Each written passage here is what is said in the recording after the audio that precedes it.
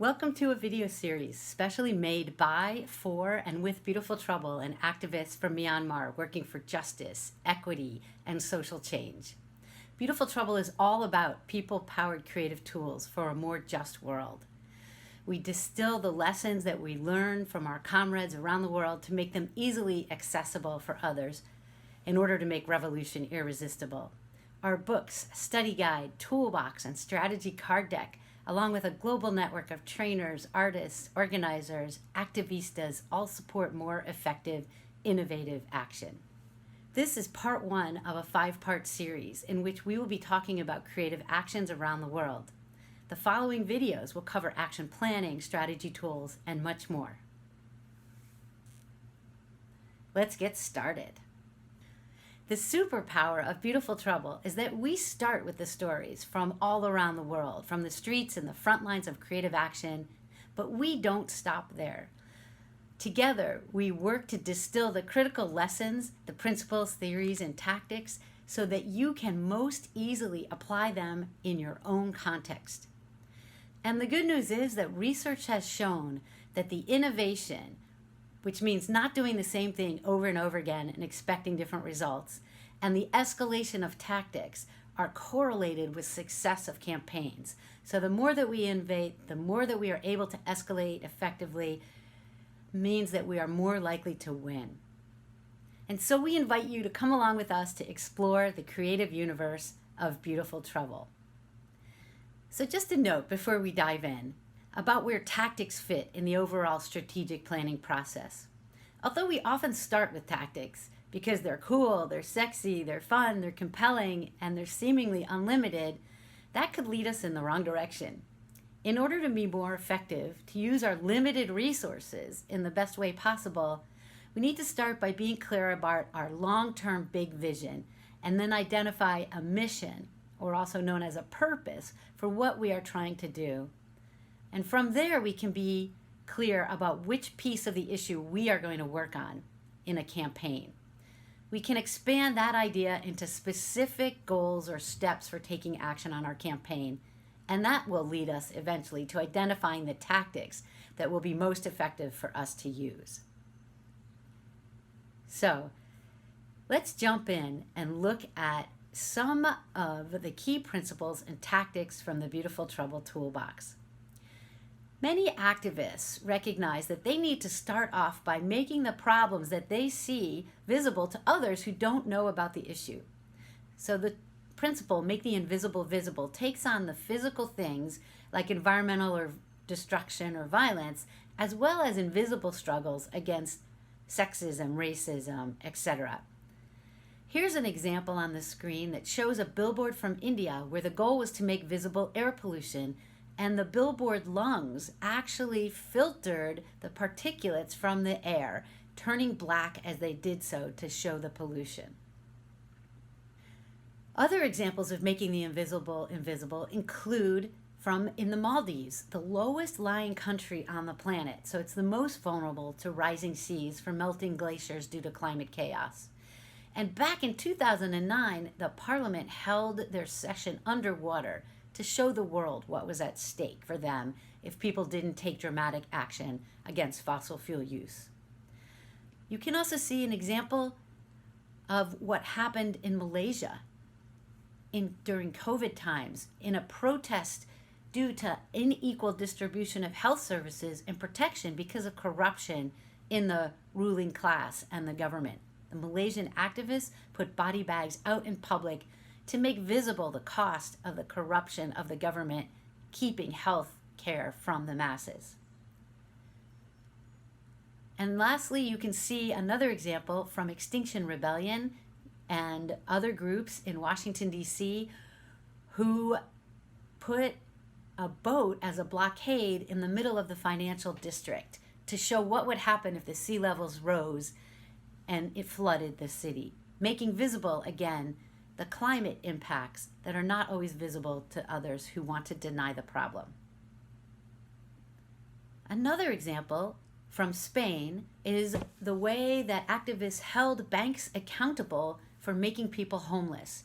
They took large photos of people who had been made homeless by the bank's corruption and pasted them on the buildings themselves to hold the banks accountable for their part in the financial crisis. Another basic principle is joy is a revolutionary force, especially in this time of tremendous assaults on our health, our sanity, our pocketbooks. It's even more important to build in ways to take care of each other, to celebrate our victories, and to build community for the long haul. The work is often hard, sometimes dangerous, and incorporating celebration and culture not only makes our work more fun and fulfilling, but makes it more attractive for other people to join us, and it helps us build our resilience. It helps us take care of each other. So here's some examples. You can see a picture of a march in D.C., in Washington, D.C., with New Orleans activists, with traditional brass bands and giant puppets, calling on people to recognize that climate justice is economic justice. You can also see an example where in Brazil, in a response to hate crimes, there was a protest, the Lamp District protest. Lampada drag queens got out and celebrated diversity in the face of oppression. There's an example of go-go music in Washington, D.C., the homegrown music of Washington, D.C. that is used for protests and building community in the streets. Sometimes the best way to cut through resistance to a problem is to use humor, because it undermines the authoritarian's powers, it helps people confront and overcome their fears, and explains and expands our ways of response in spite of difficulties. Humor has been used throughout history to give hope to the subjugated, to rile the oppressors, and encourage resistance. It can be a powerful weapon, psychologically cutting an oppressor down to size and undermining their social legitimacy. No wonder anti-Nazi jokes were banned during the Third Reich. Finally, we're more likely to remember something and share it if it makes us laugh. Here's an example from Myanmar, where Burmese dissidents protested Myanmar's ruling junta by encouraging supporters to mail underwear to foreign embassies and top generals, women's underwear, because they superstitiously feared that female underwear sapped their power. During a time of extreme state violence, when public gatherings were outlawed, the Panty Power action offered really easy and low-risk ways of people to express their dissent. It brilliantly used superstition and cultural taboo to inject humor into a dire situation and undermine an immensely powerful opponent.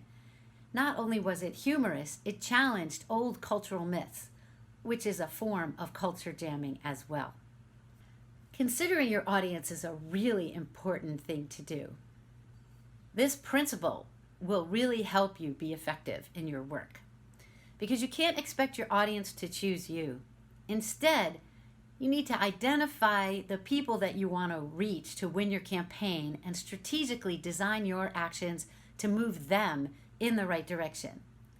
The point of creative political action isn't simply to be creative, but to have a desired impact on a particular audience. If you have a youth audience, for example, you might develop online animated short videos to reach them. If you want to reach other young adults from the LGBTQIA community, Instagram posts might be your medium of choice, as you can see in these posts from a group of indigenous youth, LGBTQ youth in Brazil. And if you're interested in reaching policymakers or adults who are looking for specific information, a traditional documentary format like this Seaspiracy film might just be your ticket. Let's take a look at action logic. This theory talks about the fact that your action should speak for itself. Its inner logic should be obvious to the outside eye. When a protest has good logic, its dramatic challenge to power tells a clear and compelling story. If you ever looked at a protest and couldn't tell what was going on, that protest had bad action logic. With good action logic, nobody needs to ask these questions. You don't need to say, what are they doing? Why are they there? For example, people doing a tree sit so the forest cannot be cut down. The The logic is clear and obvious. The action speaks for itself. Here's two examples, one powerfully strong and one painfully confusing. The black and white photo from a lunch counter sit-in during the U.S. civil rights struggle told a story that is immediately recognizable to the nation. There were young, diverse black and white students sitting together, breaking the segregation barriers, challenging racism. The other one, of green brooms in the sand of a Brazilian beach, it's not actually about cleaning up the beach, which you might guess, but rather it's a failed attempt at trying to make a statement on corruption in the government. So as you can tell, when actions are done well, when they have a good action logic, it creates powerful stories that can move hearts and change minds. Not only is it true that actions speak louder than words, but particularly when you're dealing with a hostile media climate where activists are often misrepresented, it's important that our actions speak very clearly for themselves. Another incredibly powerful theory to try and incorporate into the work that we do is prefigurative politics. And that's the big way to say creating the future that you want now. So by creating in the now the world that we wish to see, we can experience for ourselves how a better world is not only necessary but possible. And where modeling the future intersects with disruption of the current problems, this is the most powerful set of actions we can do. One classic example of putting in place the future that you want now as a form of disruption is the resistance to fossil fuel pipeline in the USA, where farmers not only built a barn in the way of the proposed pipeline route, but also put solar panels on it to model the future alternative of energy production. That was the KXL pipeline fight. Now, of course, we may actually need to use other forms of direct action. Action that changes our circumstances without handing power to the intermediary. Direct action interrupts business as usual, seizes leadership, and introduces an alternative narrative.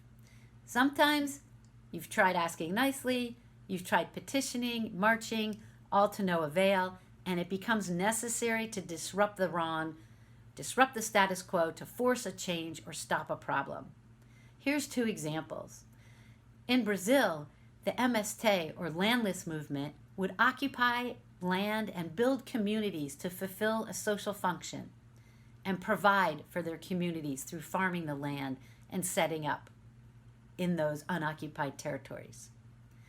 And in the UK, like many places around the world where statues to racist white supremacists were in public spaces, the community activists toppled the statues when the electeds failed to take action and remove them.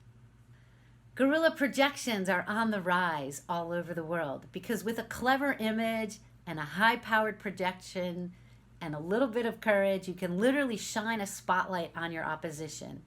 And it's been very useful during COVID when people are needing to do things independently and outside to be safer. And it's become easier now with better projectors and more efficient batteries. Here's an example from the 100 Projectors campaign in Myanmar, projecting a three-fingered salute on the wall. And as well, you can see an example from the Black Lives Matter protests in the United States, projecting an image of George Floyd, who was murdered by police, on a statue of a white supremacist in the United States. Let's take a look at some forms of distributed action. And in fact, in repressive regimes, distributed action, clandestine leafleting, and what we call currency hacking are forms of taking action in safer ways.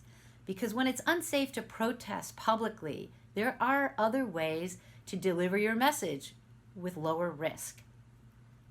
In some situations, because the simple act of sharing your opinion on a leaflet can be highly dangerous, it's really important that you consider other ways to spread your message. So currency hacking is a kind of culture jamming that turns paper money into protest leaflets. And it's been used by movements across the world to creatively and cost-effectively share your message. In 2011, in occupied Palestine, a Facebook group encouraged people to write Free Palestine onto the shekel paper notes. Eventually, Israel's central bank had to put out a statement that they wouldn't use these notes. But that, of course, only boosted the campaign. And in the early days of the uprising against President Assad, Syrian activists would write the word freedom on ping pong balls and release them from the tops of hills in Damascus and let them run through the streets so that people knew that there were a community of activists engaged in resisting Assad and the authoritarians. So let's take a look at creative disruption, which includes a lot of both online and in-person different types of actions. Right now, I want to highlight that there have been a number of very creative online disruptions, which have been quite useful during a time of COVID and also are quite useful for international solidarity actions. So there's a wonderful example where the Black Lives Movement in Texas was being targeted by the police department that asked for citizens to submit videos of alleged crimes committed during protests. And in support, the K-pop, the Korean pop music fans, flooded that application with videos of Korean pop idols. And after that started, the police department had to cease and desist and take down the application, citing technical difficulties. So this is a great example of international solidarity from Korean pop music fans with Black Lives Matter protesters using their own skills of online sharing a video to disrupt the police department in Dallas, Texas. So always think about what you can do both in person and online. So to learn more about creative tactics and read stories of beautiful trouble from around the world, visit the website for inspiration. Lots of stories, principles, theories, tactics, and methodologies to round out your exploration of innovative, creative action from around the globe. Thanks for watching. We hope this video will help to inspire and facilitate the change you want to see in the world. This was part 1 of a series of 5. The next video in this series is about how to do and plan creative actions yourself. For more resources and to connect with fellow activists and to share your own stories, visit our web pages and get in touch with the team at Beautiful Trouble.